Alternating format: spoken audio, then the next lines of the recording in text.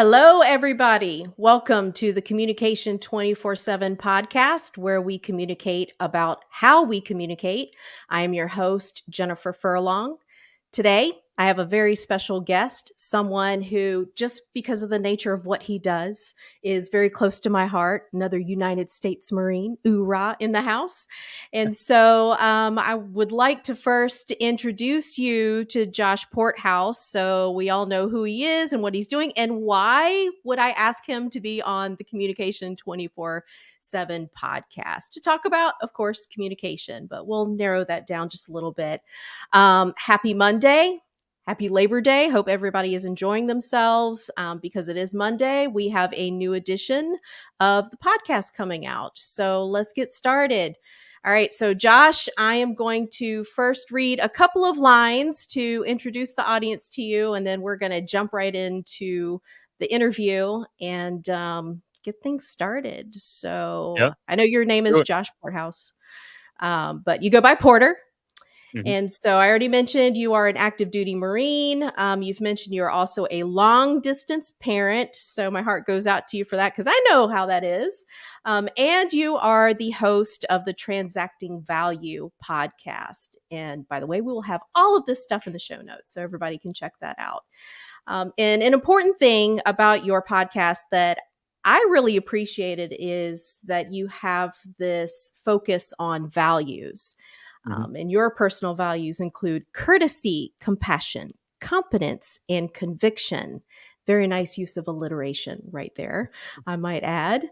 So today we're going to talk about, values-based leadership, character development, and how Porter is incorporating all of these ideas and values into this podcast that he has created while being an active duty Marine. So there's a whole lot of stuff going on there. So welcome to the show, Josh. Thank you for being here.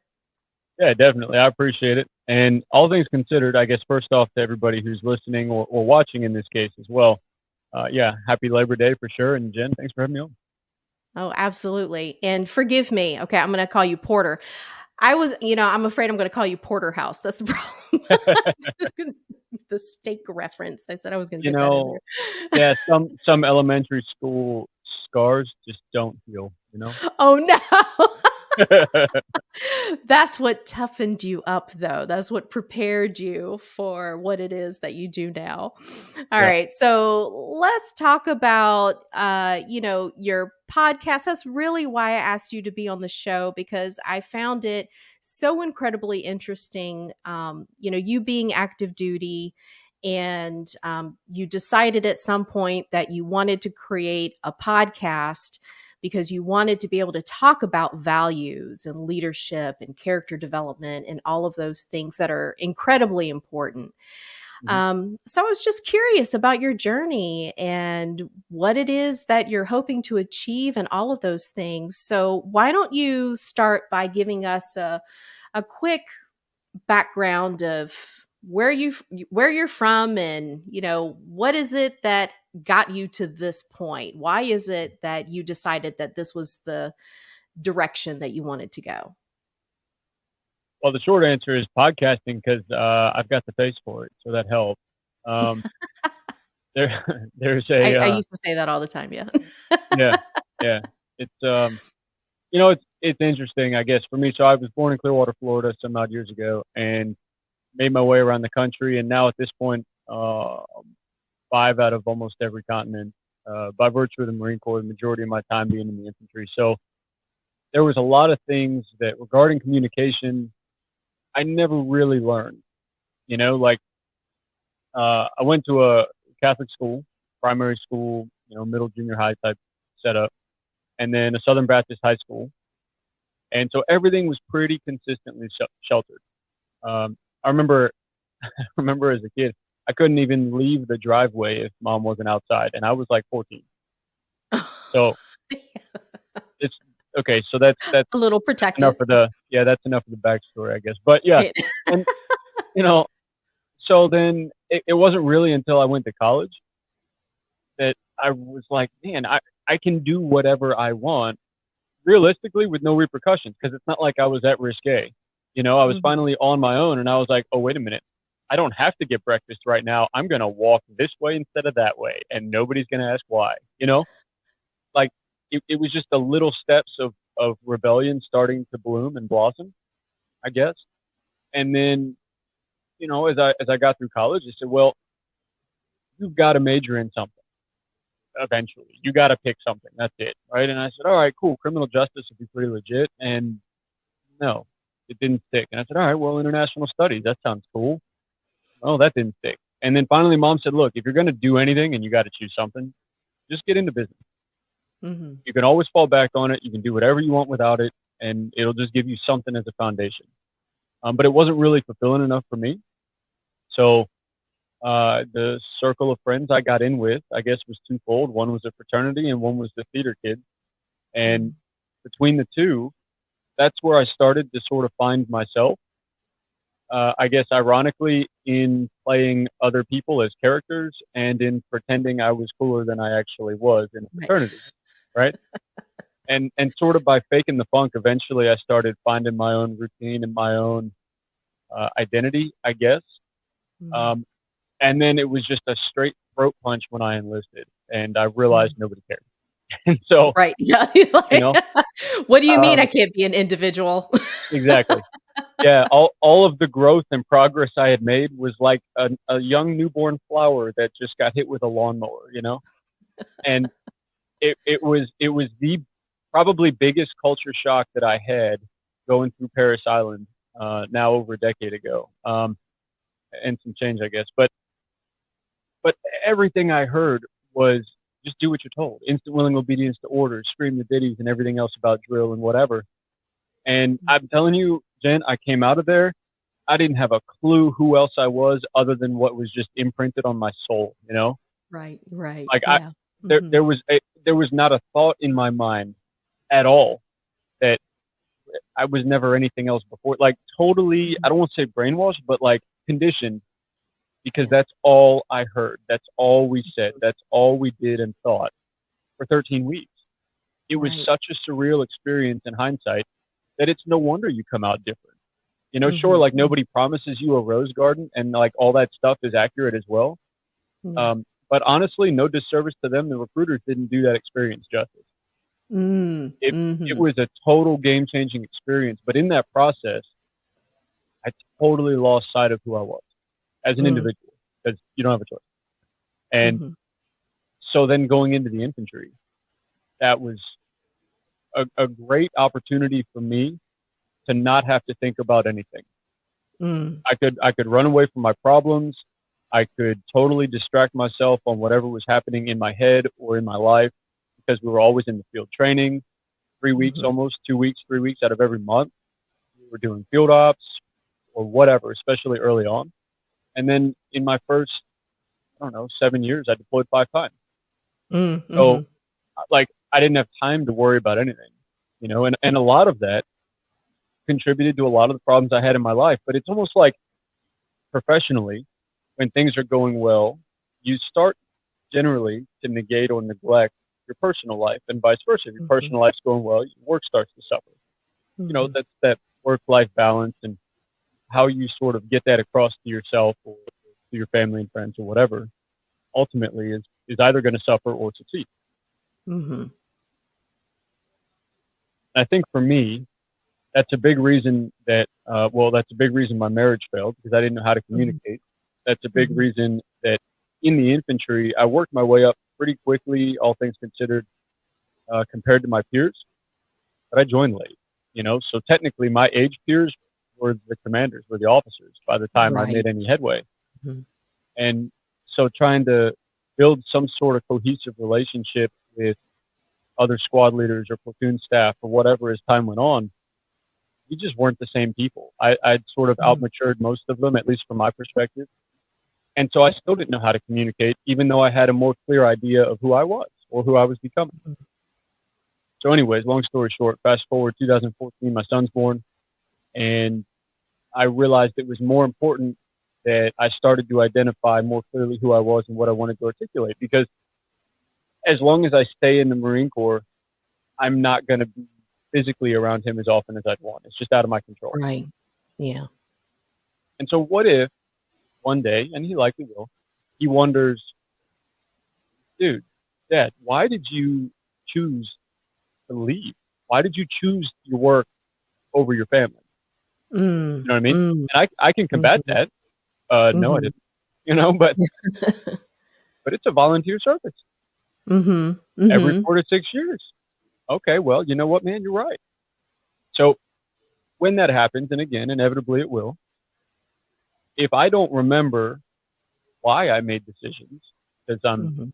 80 or 40, who knows, or he doesn't ever think to ask, or whatever I want to teach him about the upside and the positive impacts that I've made or had as a result of being active, maybe I won't see it the same way by the time he thinks to ask. Mm, And so then what service am I really doing? What is the benefit to what I'm communicating at that point in time? So I figured, mm, all right, he's 8 now, but at the time he was 7. I said, well, I need to reach out to him. I need to try to find ways to communicate with him because now he's starting to think on his own. So I started initially as a video series called Survival Dad YT, and I put it up on YouTube. YT. After 5 6 months of very low viewership and very long editing times, very short production and poor quality, I started to realize like I can't sustain this. right. I got an email actually from a guy. He works at UC Berkeley now, a little over a year ago.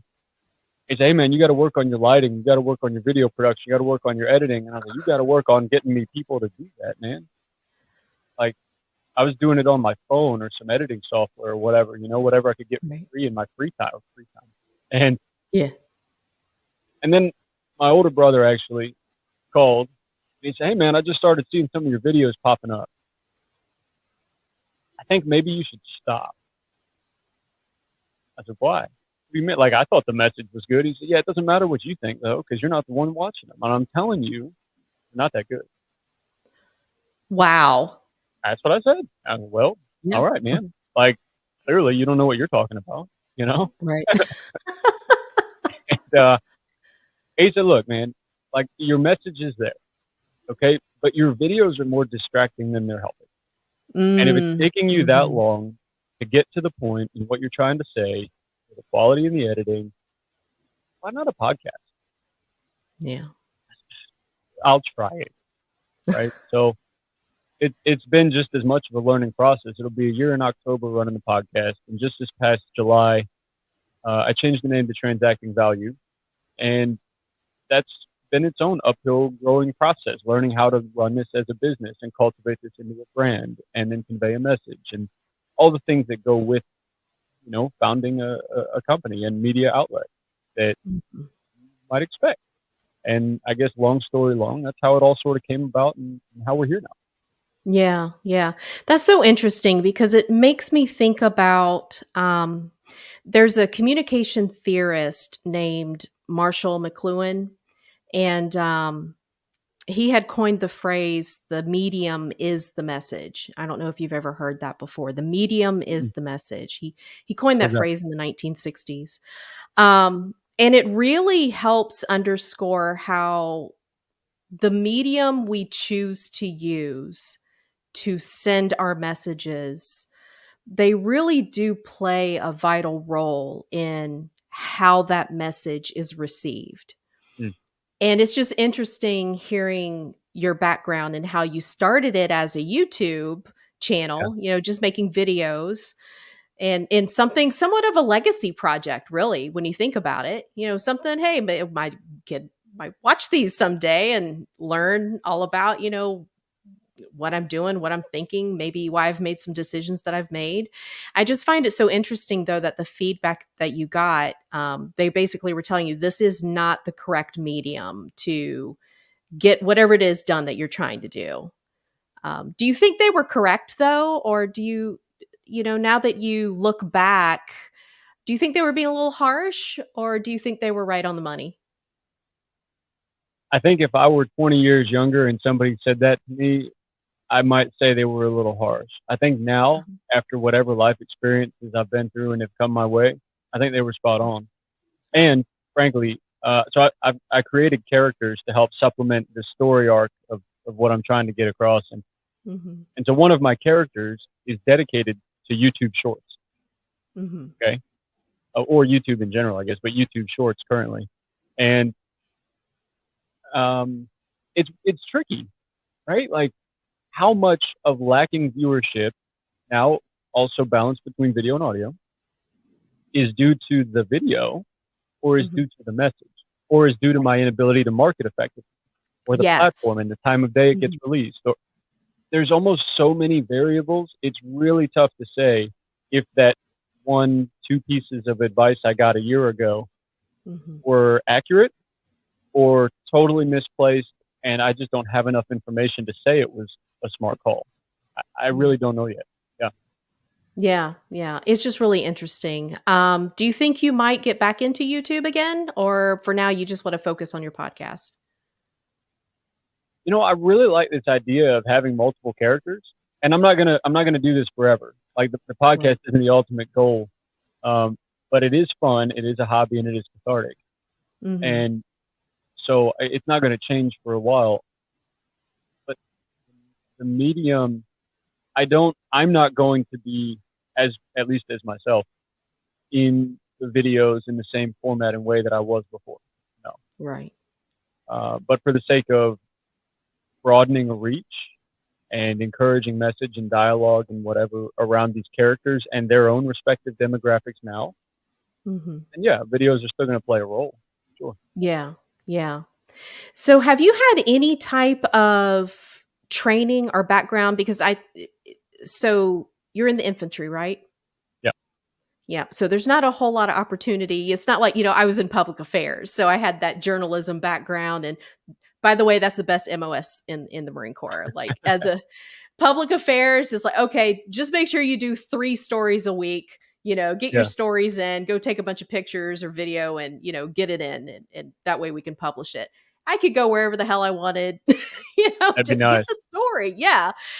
But I think the advantage, at least for me in this space, is having that journalism type of background where Mhm. it gave me at least somewhat of a foundation, like somewhere to start from. Um, how did you get up to speed so quickly? Because listening to your podcast, it's very well done. You have excellent questions. You do a really nice job at interviewing. I think the whole thing is really well crafted. So what have you done to try to get up to speed, or are you just naturally gifted at, the whole communication thing? No, no. No. No, I'm not. No, that's not the case. It's sort of, I guess, threefold. One, I found my fuck it button. I don't know if I can say that. I'm sorry, but I found a Mhm. fuck it button, Mhm. and it wasn't so much that I stopped caring what other people thought. It's just I realized that I could validate myself. Yes. Right. So it's not about Applause, planning in a applause. vacuum. Thank you. So it's not about planning in a vacuum. It's or even communicating in one and Mhm. thinking that my own value or what I have to offer, what I bring to the table is all that matters. Mhm. It's not meant to sound narcissistic either. It's just that for all of the shit talking that might occur, or actually does occur, it doesn't have to define who I am because nobody, all things considered, on the whole, Mhm. knows me like I do. Right. So why would I be offended, one, if somebody misinterprets what I say, if I'm not being genuine about what I'm saying? Well, Mhm. then Mhm. what else would I expect? Of course they're going to misinterpret it based on what I'm expecting. Right. So learning to manage my own expectations, I guess. But secondly, so like I said, I was in theater for a little while. I wasn't the best, and I didn't get Mhm. any lead roles except one in The Good Doctor, Anton Chekhov, shout out. But there's a there was an opportunity that I had there to realize that it didn't matter what made me uncomfortable or anxious Mhm. or upset or name an emotion because I started learning how to cultivate my imagination and find ways to deal with that and to cope Mhm. and deal with conflict, internal or external. Mhm. And so I guess I took an aspect of that as well. But thirdly, infantry does something unique, and communicating is not, I guess, through a vocabulary that's large, is not Mhm. one of those unique things known for the military. But being able to communicate and find ways to reach people to do things that don't want to do them in environments where they don't prefer to be. It's crazy. Something I learned, I guess, overall, and I'm not speaking for the infantry as a whole in the DoD or even the entirety of the Marine Corps infantry, just the infantrymen that I've worked with and myself firsthand, that physically I've been everywhere I needed to be, on time with what I needed and all those other things. Mentally, I don't know that I was there 50% of the time. Mm-hmm. Like, to hike, say 12 miles with 150 pounds, to then conduct some sort of a range defensive, offensive, whatever we had to do, patrol, whatever, to then bed down for the night and get rained on. Now nothing's dry. And oh, by the way, we're, 1,000 feet up, or nothing dry through the night. And now it froze overnight and I still have to put my boots back on. There is not an ounce of what is in my head present in that moment, aside from, oh, this sucks. And then I'm back wherever it is I feel more comfortable and more whatever. Right. Understanding that, what was happening to me was happening to other people.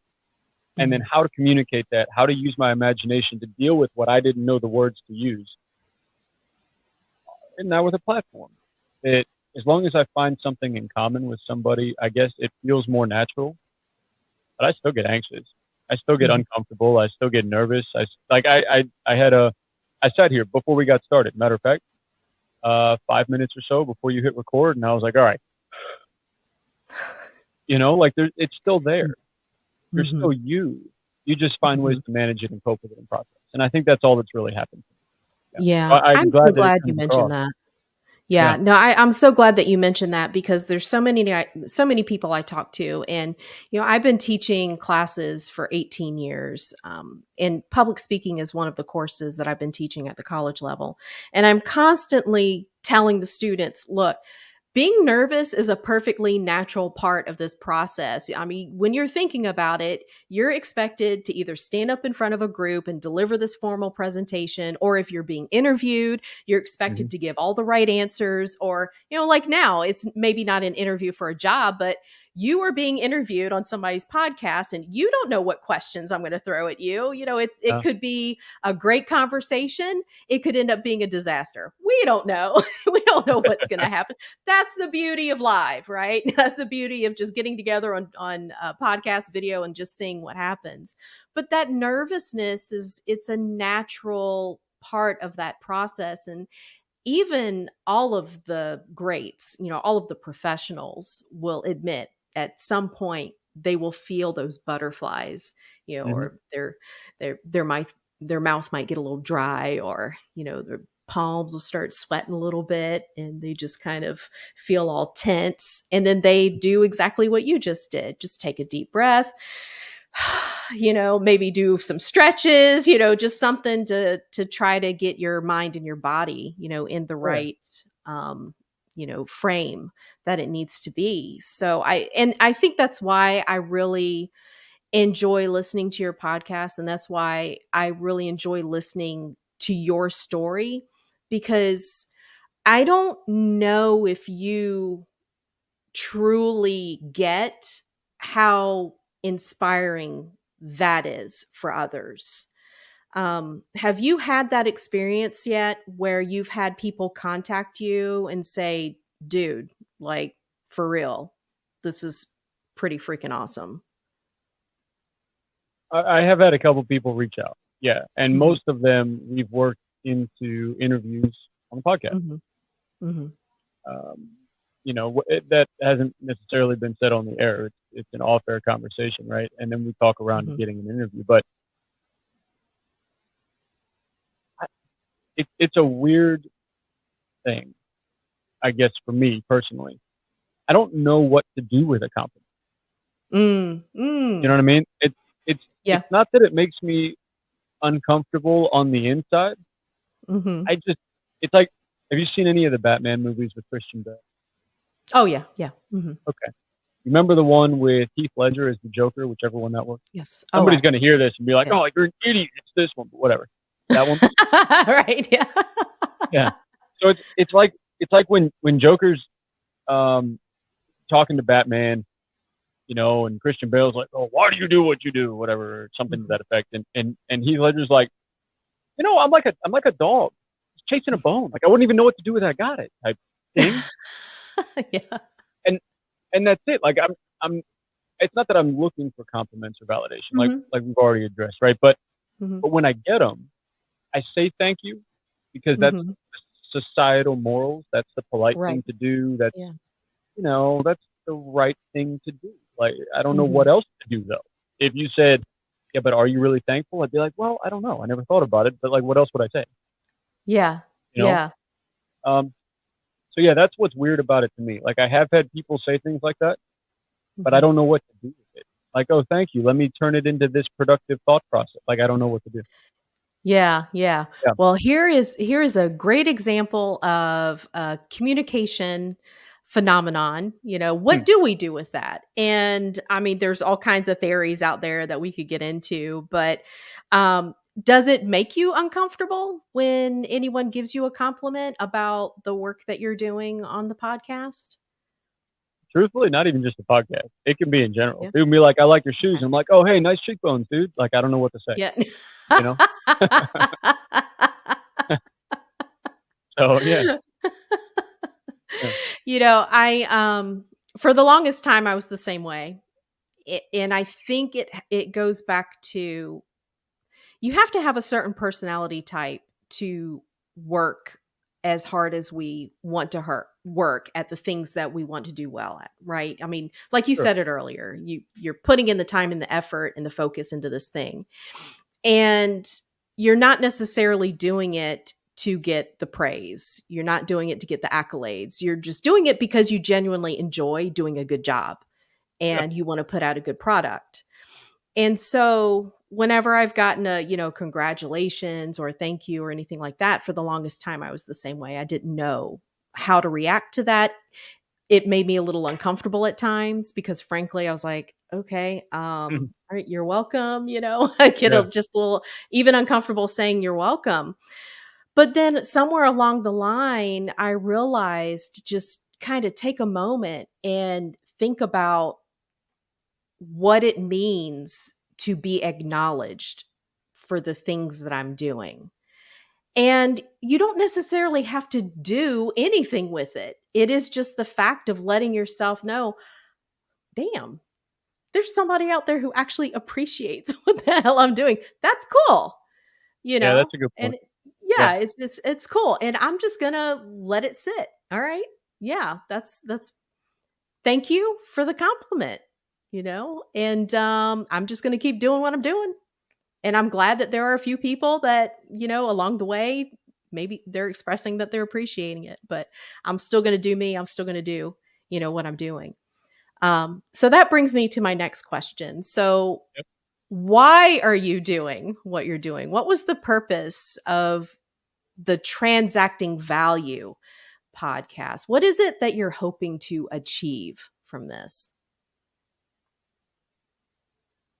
I guess there's two answers to that, and Mhm. I'll keep them brief unless you want to dive into them. But it's really more of I guess, a selfish reason, and then what you could consider a little bit more selfless. Mhm. So, um, I want a Web3 brand, you know, Mhm. like $1 billion valuation plus media Mhm. conglomerate company, Mhm. right? Okay. So from a podcast, how is that possible? I mean, there's a conference this just this past summer. What was it, Dallas? Talking all about, well, how do you market a podcast? How do you make it something, whatever? And it's this huge thing now. Podcasting is becoming bigger and more influential, whatever. A Mhm. billion dollars, one company? I don't know. I think that's a stretch for right Mhm. now, but it's a selfish goal, Mhm. and I think it starts with podcast. Selfless in comparison, because as a topic, values-based decision making, character development. It doesn't matter what's happening in the world, where you're from, your culture, your language, the events, the politics, the fill in the blank. People are still people first, Mhm. period. So why would I invalidate you by picking my perspective over yours Mhm. and then telling you that? there's no point. It accomplishes nothing. I'm not saying we all have to get along. I'm not going to agree with everything you do or say, but there's still a definite need, for example, for courtesy. Mm-hmm. That's it. There can be a mutual respect, and we can still disagree. Mm-hmm. We can get into an argument and still walk away respecting each other as people. I'm not saying that doesn't happen all the time, but as an example, Mm-hmm. right? So ideally, a vision for this podcast is to unite worldwide societies with different perspectives over a construct of shared values. Mm-hmm. That's it, right? So that's all the discussions entail. And then it starts in the US, syndicate to other countries, other cultures, languages apply, but same principle. So talk about values Mm-hmm. and character, right? So it sort of occurred to me, and I'll jump into a quick story to your point and that question. I was in Afghanistan a couple years ago, and I had picked up enough working Dari, which was a dialect of the language where we were, to where I didn't have an interpreter with me anymore. And so we were out on a patrol. We were coming back into the base, and there was this kid there. I can't remember exactly, maybe 12, 13 years old. Just he and his father worked at this place selling clothes and carpets outside the base in the bazaar. And so after the first couple weeks of coming in and out and in and out, I'd see him standing there in the front. But it was close enough to the base where if we had some dispersion between us, not a big deal.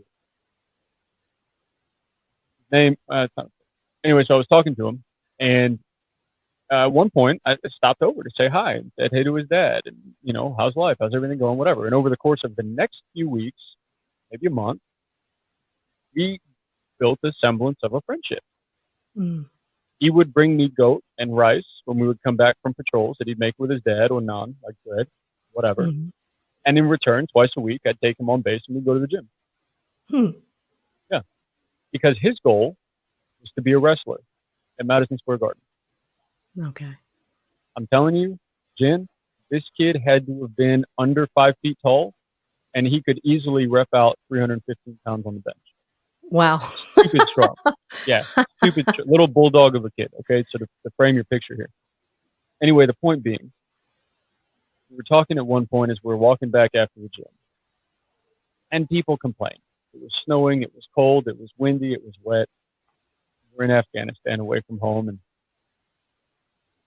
people were there, service members, military, complaining about something. There's people. And he said, basically, I don't understand what you have to complain about. You're here for 6 months. I live here. Mm. Mm. Yeah. And it was such a transformational moment for me to realize that he's right. Like every time we would go places and complain, I'm invalidating his perspective, Mm-hmm. but not even considering that his existed Mm-hmm. in the process, right? And so having different perspectives, we were able to then sort of better enhance each other, but had a little bit of courtesy been exhibited, maybe they keep their mouth shut. Maybe. Mm-hmm. And was it a big deal? Probably not, but maybe. And so for that reason, that's why I changed the name. Because we sit down and we have conversations, what we're discussing is other people's values, Mm-hmm. is their perspectives. And so we're adding value to each other by having that Right. conversation and transacting those values. That's where it came Yeah. from. No, that's amazing. And, there's one thing that I can appreciate about that is, I've never been to Afghanistan or anything like that, but having international students come into the classroom, Mm-hmm. it is such a privilege to be able to have conversations with these young adults who have grown up in completely different cultures, overseas, and they come over here to America. They sit, in a classroom, and they're having to take in so much change, so much that is different from everything that they know. And they're expected to rise to the occasion and to perform, right? And to perform well. But to be able to have those types of conversations and learn from their perspective and to listen to their stories, it just helps broaden your worldview. And it Yeah. really does help to put some, like you said, the kid is, hey, y'all are here for 6 months. This is my home. This is where I live. Yeah. What a powerful moment right Yeah. there. But it's like you did an interview And truthfully, I'm not sure. I don't mean it in disrespect. I don't know if this is a real name Mhm. or if this is what you were calling her, but Sister Soldier, I think was her name a Yeah, couple that's weeks her. ago. Yeah, yeah. That's Okay. like her stage name. Yeah. Okay. All right. Well, so it was her interview, and I Mhm. think something about successful transitions was the focus Mhm. Mhm. That's right. in varying applications. But she said something about podcasts at one point Mhm. where it's it's a way to storytell, Yeah. to tell stories, Yeah. right? And you've got to craft your own unique perspective. I think is how she said it. Mhm. Mhm. That's the benefit of podcasting as a host or as a guest. You Mhm. know, you're able to showcase what you bring to the table to whatever extent, scale, scope of value that embodies, but it's authentic. Right. Yeah. And I think that's the disparity that's coming. Not Mhm. always, and I'm not, this isn't fear mongering or I don't know, doomslaying or whatever word applies here, but Mhm. like Web3 is coming. There are Mhm. so many components about NFTs and blockchain that are coming. Period. Mhm. We're breeding little cyborgs in elementary school right now, Right. Right. you know? But in that process, does increased distance have to decrease humanity? I don't Right. think so, Yeah. but I think it could. Mhm. And so trying to find ways to increase or at least maintain or even just instigate to educate, Mhm. a little bit of dialogue around values and character development doesn't have to be, okay, class, let's talk about character development. And frankly, if that's how you sound, I don't mean any Mhm. disrespect there. I'm not, Yeah. no, but, No. I but sound more like the Charlie no, Brown teacher, the "wah, wah, mm, wah, wah, wah, wah." there you You can go. ask my students. Yeah. Yeah, there you go. But, it doesn't have to be an explicit conversation about these topics. In your face, let's talk about values because instantly the whole class falls asleep. Guaranteed Right. sleeping potion, Yeah. you know? Yeah. Yeah, let's talk about character. How about no, teach? Like that's how it goes. Right. But can we talk about stories or conversations at all about any topics? You want to talk about abortion? We'll talk about abortion. You want to talk about gun Right. rights? Great. But racism, critical race theory, who cares? Mhm. But having those conversations, can we also weave in the importance of a value system, the reliance Mm. on a culture to build a perspective? And it's just articulating those themes that can Mhm. mean the difference between incivility and mutual respect. Right? Right.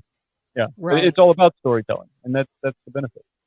Yeah. Have you ever had a time in an interview where you disagreed so vehemently with your guest that you really had to take stock in how you were approaching the interview and how you were going to frame your responses, frame the questions?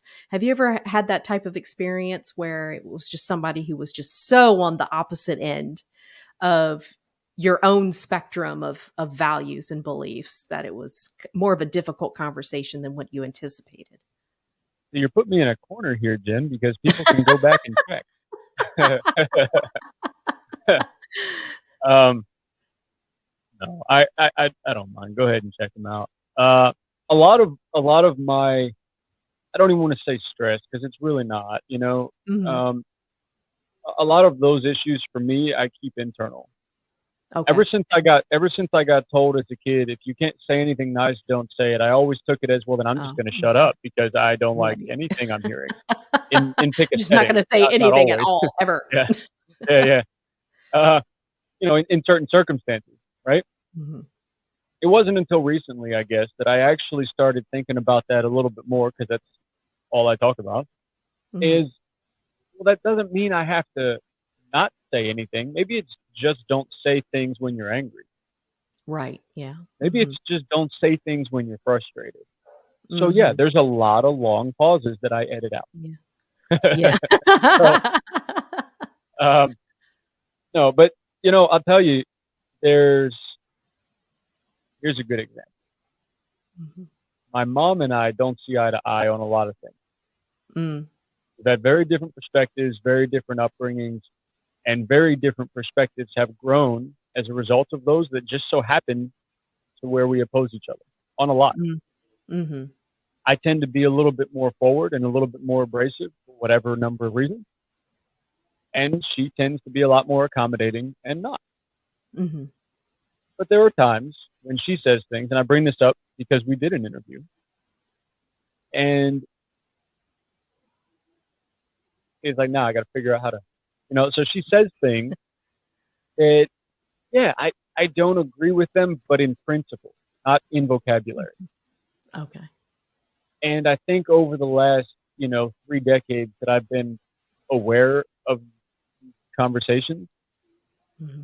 I started to let go that, okay, well, the vocabulary doesn't matter. And if it's the principle that bothers me and she's not actually saying those things, well, then it's me giving me the problem. Mm-hmm. So is there really a problem? Usually, no. Usually it's my interpretation of what she's saying because she never actually said it and I'm not a mind reader. Right. So the interview that her and I had, yeah, there's a couple points in there where I started feeling myself getting frustrated because I kept trying to push, or I felt like I was pushing, and really she just wasn't accepting. And then I stopped and I was like, well, who cares? Does it really matter? Like, why am I trying to mute her perspective or trump her perspective or, whatever? For what? Like literally the point of this conversation is to have a conversation. Why am I not just right? Yeah. So a lot of that growth, like I said earlier, this podcasting experience, interviews or hosting, has been cathartic for me and given me the ability to mentally grow and develop too. So yes is the short answer, but I don't know that it was ever really vehemently a problem to where it was detrimental. Yeah. But there is such a valuable lesson learned right there. There's something I want to tap into that you just said, realizing that your goal is to have a conversation, versus having a debate, versus having an argument, versus trying to persuade someone and convince them, to your side. So that's a completely, different way of going about things. But if your entire goal is simply to have a conversation and really just to understand, from that point, the different, I think that takes a lot of the pressure off from having to, okay, I got to win, I have a viewpoint here and I know my viewpoint is right. It's the correct one. So I gotta make sure that I get you over to my side. I gotta win this thing. And I think if a lot more people, including myself, because even though I do this for a living, this whole communication thing, when I say it's a work in progress, it's been a long work in progress, right? I mean, 30 plus years, still, it's a skill like any other skill. You got to keep working at it. But to keep that mindset, this is a conversation. We're exploring, we're learning, we're just trying to comprehend what's going on. And I think that can go a long way with a lot of what's happening with today. Have you, because you are active duty, and as we all know, when you're active duty, you are government property, right? You belong to the U.S. government. But I am curious, though, have you got any pushback, from the Marine Corps or anyone in DOD? Have you gotten the talk from anyone saying, okay, now, like this is a public forum, you need to make sure, blah, blah, blah, blah, blah. Yeah. So, okay. Yeah. So for everybody listening, I think it was 2011, maybe 2012. Everybody in the US DOD had to sign a piece of paper saying, I won't be an asshole to the media. Right. Or on social media. Or I'll pay attention to what I say. For a few different reasons, it ended up on paper. For a few different reasons. Yeah, it was a voluntary signature, but it was, right? Like it was one of those things. It was mandated. Yeah. So yes, a decade ago. Recently, I'll tell you, it's funny you bring that up. Just in the last maybe 6 weeks, I had a guy at work who is a higher rank. And he said, I understand you put a lot of time into this podcast thing. but it's just a hobby and this is your job. Mm-hmm. So if it starts to interfere, you're done with it. Mm-hmm. Just like that. And what right do you have to tell me what to do with my free time? And if I Right. can't manage my time, well, then I don't need to be explaining that to anybody else. More importantly, Mm-hmm. I don't need to be a part of this platoon company staff picture here, Mm-hmm. because like at what point do I have the ownership of my own time and my own decision, right? So at first, that's how I took it in my head, obviously, Mm-hmm. but that's how In I your took head, it. yeah. Let's Yeah, emphasize that. yeah. But then I started to realize that it was just in my head that I was getting offended also, and ultimately he was looking out for me. Maybe not his intentions, but that's how I decided Mm-hmm. to take it. Right. And Yeah. and he was looking out for me, like, hey man, if it gets to be too much, you got to remember where your priorities are. You signed a Mm-hmm. contract, you know. Right. Yeah. Yeah. So yeah, pushback, but in a really relative manner. Right. Yeah, Yeah. Um, because podcasting, I know it's been around for some time, but I do know that it can be a very difficult thing. And I'm sure as long as you're not getting into anything too political or, you're not into anything that, those hot button issues. But like you said yeah. before, it's like, hey, well, I'll talk about anything. You want to talk about this?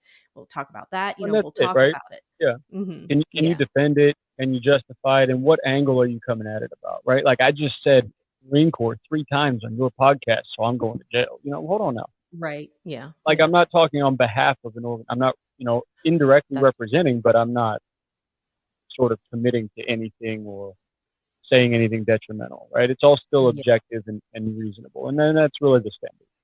Yeah. Yeah. Have you, after having, so many conversations with so many different guests and just being privileged enough to have your worldview expanded by all these different perspectives, have you found that your values or your belief system has that changed somewhat over time, or has it been challenged, or Yeah. has it how pliable is that? Like how much has been challenged or changed over the years? Or I guess over Well, time, I shouldn't say over the I, years. I mean, all of it, Yeah. 100% of it. Oh yeah, definitely. And I'm, I would say almost directly tying that to podcasting because I never had to pay Mhm. attention to it Yeah. and Yeah. thought about it before. My character, my values, because all I need are honor, courage, and commitment. So, Mhm. like That's right. That's right. that's it. So no, it didn't matter, right? Because anywhere I went, oh, you must be in the military. Oh, Mhm. Marine, I see that now. I get it. Yeah, okay. Yeah. That's it. Like you were the label, you were the job, and so I was like, well, fuck it, then that's who I am. Mhm. Yeah. You Yeah. know, and so yes, part of me has to embody that, not just because I'm active duty, but it's because it is something I've accomplished and it is a part of me now. Mhm. But it wasn't until I started this podcast that I started more critically evaluating for the sake of clarity and relatability and just overall competence in what I'm trying to discuss as a topic. Well, that, courtesy, competence, conviction, Mhm. for example, are things that I do care about. Yeah. Honor is important, right? But it's not me as me. Right. It's me in the Marine Corps, and so it's priority. You know what I Mhm. mean? Integrity is important because I don't like people that lie. If I can't trust you, I can't work with you. If I can't work with you or, sleep while you're awake with the rifle Mhm. watching out for people, there's a problem, right? So, yeah, integrity goes a long way, and I see value in that. Mhm. But for me as a person, in like a daily life, developed country sort of first world problem perspective here, and not to trivialize the rest, but that's Mhm. where I'm at. That level of trust isn't something on a daily basis I need to sustain. Mm. Mhm. So, understanding that, okay, well, if I'm having a conversation with somebody, are they in that moment the competent authority? So I can learn something and so can they, and we can get something out of this great. Or Right. this physical thing, or, I rehab houses whenever I'm able. And Carpentry is more my thing, but if we're doing electrical or plumbing or whatever, am I talking to people that know what they're doing? Okay, so I over time started to realize that, well, I personally then value competence, Hmm. but it's also more utilitarian because is that professional in the military? Is it, in hobbies and podcasting, whatever? It's still something that I have been able to walk away from though, because I'm only seeking people that know what they're talking about to talk to. Right. So then competency sort of comes to that. And so the point I'm getting at is, yeah, once I realized I needed to be more clear about where I stood, Mm. and I wasn't, and I hadn't been, well, I had to be willing to accept more ownership in that and Right. clarify it, whereas before I didn't. So yeah, almost 100% is changed because of this. Yeah. Wow. Yeah. You know, understanding where you stand on things. I think that's such an important statement that you just made. Being able to understand what are my core values? Mhm. I'm not just talking about what, my belief system is, but at the end of the day, like what you were just explaining, what are the things that are most important for me as an individual? And Yeah. I think that's an activity that a lot of people, because we're so connected to technology anymore, we're so connected to social media, we're constantly being entertained. There was one point where I was teaching a human communication class, and we were talking about technology's impact, on our ability to communicate and connect, Yeah. and just understand who we are. And I asked them at one point, how many of you have just had a moment where you just sit there and you think about life and you think about your position in life and where you're going and your trajectory, and how do you want your impact to go? Like, what are your values and how are your values going to help you decide, how you're going to move forward from day to day? Yeah. And I got this just complete look of confusion and horror and, everything else going on, because um it became clear there's not a whole lot of time given to that. And I think we're shortchanging ourselves. So I think it's fantastic that you've had this opportunity, and you've actually made this opportunity for yourself to be able to take the moment to think about your values and how they're going to help drive, your decisions and your goals and your activities and everything that you're going to do, to Mhm. get to the end of the road, however you're pointing, wherever you're going in that direction. I think that's just fantastic. I think it's a great lesson learned for a lot of people to be able to do that.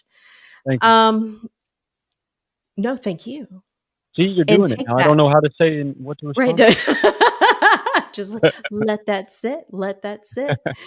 So, is there anything that I haven't asked you, or that just a parting comment or Mm. words of wisdom or anything that you would like to say as we begin wrapping up the episode?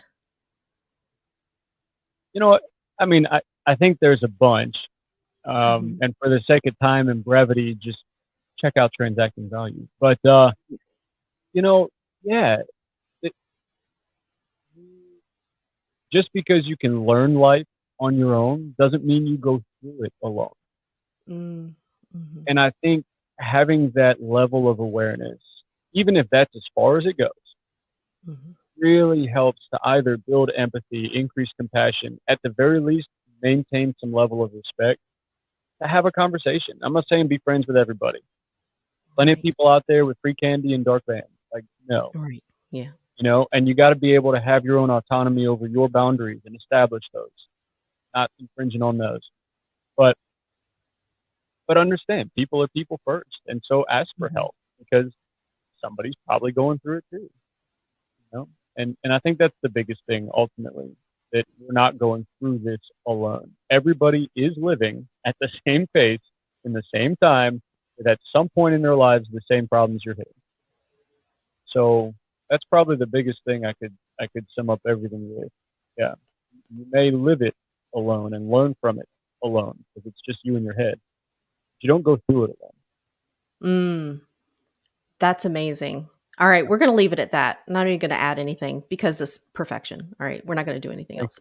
All right, so Porter, how do we get in touch with you? What are all of your links and website and all that good stuff? Yeah. So first off, I've got a website up now. It's transactingvaluepodcast.com. Either VALUE or VALYOU. I've got them both. But either way, transactingvaluepodcast.com. You can track me down on Facebook, Instagram, Twitter, even TikTok. Everything will either come up under Survival Dad YT or Transacting Value Podcast. Search either one on any platform, it'll show up. And I've got an email address as well, survivaldadyt@gmail.com. And everything's pretty user friendly from that point. If you want to be on the show, mine, obviously. If you want to leave comments about this one, or honestly, Jen, even if people want to get in touch with you, they can reach through me and I can liaise to you. It's totally cool with me. If that's how people want to go about it. I mean, it's got to be sort of what's the saying? Strong tides raise all ships, or something to that effect. Yes. Oh yeah. Yeah. Yep. Yeah, and that's how it goes. So, but yeah, those are the outlets I've got. All right. Awesome. So I will make sure to have all of that in the show notes. Thank you so much for being a guest on the Communication 24/7 podcast. This is, I think, the second or third conversation that we've had, and Yeah. I've really enjoyed it. I learned something new every single time. I think you have such a great heart, and I think you are a fantastic example of we do have labels, right? And Yeah. when you hear that someone is active duty Marine, you know, uh, infantry, the stereotype comes up, right? It's absolutely Yeah. a stereotype. So I just love that you are out here doing what you're doing, and you are the example. You're setting the example that, you can't take everything for face value. You really do need to be willing to get into that conversation and engage so that you Yeah, can man. learn more about the Yeah. person. Yeah. Yeah. Don't let RBF scare you away. Yeah, that's right. Even though it has in my case, I've been it told. it can. It can. Yeah. Yeah. But no, I appreciate it, Jen. Thanks for the opportunity. All right. You take care. You Bye, too. everybody. See you guys later.